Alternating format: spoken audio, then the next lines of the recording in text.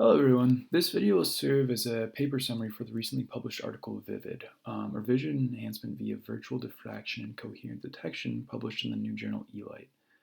The paper describes a recently developed physics-inspired low-light image enhancement algorithm from Jalali-Lab at UCLA. And the before and after images seen here are the result of this algorithm. So starting with this kind of low-light image, after running VEViD, we can see this after image with a lot more details visible after processing. So with that, let's jump right in. So we're going to be discussing a few of the main ideas concerning this new algorithm mentioned in the paper. First, we'll go over the physical and mathematical underpinnings of the algorithm. Next, we'll go into the results and applications, followed by comparison with state-of-the-art in the field. And then lastly, we'll go over the ultra-low latency of the algorithm and its applications for real-time processing. One of the main interesting features of VEViD is its nature as a physics-inspired algorithm. So at a high level, the VEViD algorithm imagines the illumination of an image as a spatial varying light field. It then applies an engineered diffraction to this light field, which projects this input waveform into a complex valued signal. This in essence maps the spatial frequency into some phase that's dependent upon the spatial frequency.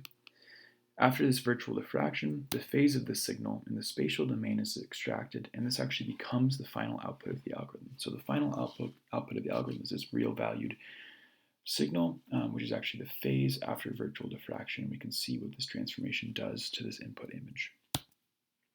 In the frequency domain, we can consider this virtual diffraction as a spectral phase operator. The different spatial frequencies acquire a frequency-dependent phase, leading to a breaking of the symmetry of the imaginary portion of the spatial frequency. Again, it's going to be this phase that becomes the output of the algorithm in the spatial domain. The use of phase in this case is slightly confusing and maybe not super intuitive, but it comes from decades of research in optical sensors from our lab. Photonic time stretch is a technique for capturing ultra-fast single-shot measurements. The figure shown here shows one such measurement. What we're looking at is, in red, the time average spectrum and absorption lines of an OSA, and then in blue, the single-shot time stretch measurements, which are a lot more noisy. And then lastly, in green, we can see the single-shot phase measurements of the time stretch measurement. And so the really important feature of this plot for our purposes and for VEViD in general is the fact that the phase, while still single-shot, is much less noisy than the power, hinting at the ability to convey this high dynamic range data with much less noise. And we're going to use this feature within VEViD to basically do this dynamic range extension without extending the noise too much in order to do this low-light image enhancement. So in terms of the math starting from optical physics, we begin with the nonlinear Schrodinger equation, which serves as our blueprint for this optical physics. And we're concerned here with this beta 2 term, which is going to describe this dispersion or diffraction. This 1D continuous time stretch operator acts as kind of a map between spatial frequency to phase in our case, but faithfully describes what this time stretch operator is essentially doing in this measurement. We can actually discretize this and then expand it to 2 dimensions, and then we get this kind of faithful mapping of this time stretch operator to 2-dimensional digital images. When we measure the phase of this output of this time stretch operator, this is actually the final outcome of what VEViD is doing, albeit with a slightly different spectral phase kernel. This is going to be, in general, the math behind VEViD. So next we want to go into some of the key results, highlighting the breadth of illumination conditions that VEViD applies to, as well as some of the key applications that we've identified that VEViD might be helpful with. I'm going to move through these pretty quickly, but feel free to take a pause at any moment. So in terms of outdoor conditions where you have this kind of mixed lighting, right, with a bright background and dark foreground, we see that VEViD works pretty well here. And then in terms of extreme dark, VEViD can actually do pretty well as well here. And then indoor kind of heterogeneous lighting where it's maybe a little bit dim, VEViD works pretty well here as well. In terms of applications for things like autonomous driving and autonomy in low light conditions in general, for security and pedestrian detection, and then in other conditions that don't really have any structured lighting, such as astronomy.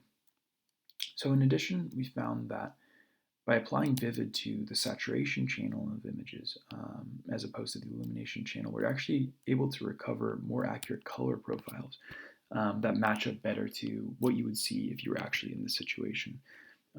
So again, processing this for enhancement for visualization. But One application that kind of deviates from this is really important, and so it actually has to do with computer vision as opposed to human vision. So in images like this, we're looking at YOLO v3's object detection success in these dark images, and YOLO is one of these state-of-the-art algorithms.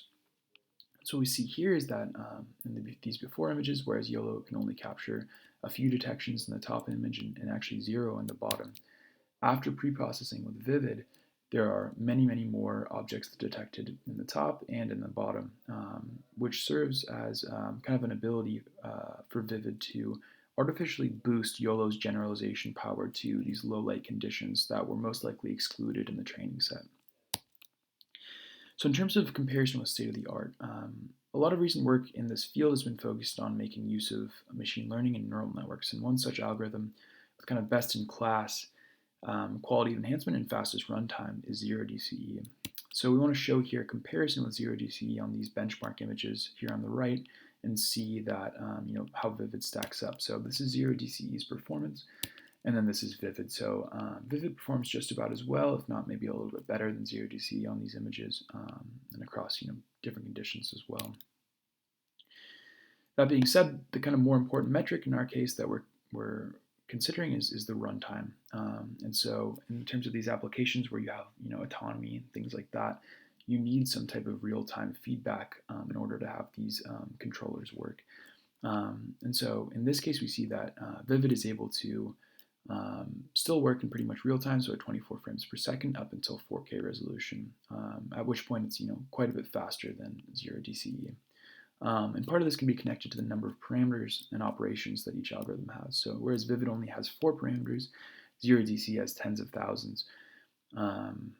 And we can also see here that we've actually developed an approximation of our algorithm of VEViD that's closed form and much faster with only 2 parameters. And this can actually process 4K images at over 200 frames per second. And we call this algorithm VEViD Lite. So we want to look here at now the performance of this approximation qualitatively. And so with this input, we see that VEViD does pretty well, and it actually benefits YOLO again, which is what we're looking at here, by increasing the amount of detections by quite a bit. Now VEViD Lite is actually able to do the same thing, and the visible, it's pretty imperceptible differences between VEViD and VEViD Lite. We see that across this video sequence, YOLO performs much better after pre-processing with VEViD Lite, which is this much faster version of VEViD. So that's going to do it for us for this video review, but please feel free to read our paper in eLite if you're interested. It goes into a lot more depth into VEViD and its applications. We're also open sourcing the algorithm, and it will be available at the GitHub repo shown here. This repo also contains several of our other physics-inspired computer vision algorithms as well, and please feel free to read the wiki about this, get a better idea about these. And if you're interested, we also are posting part 2 of this video, which will go into a deep dive into the code and examples. So thank you very much for listening, and have a great day.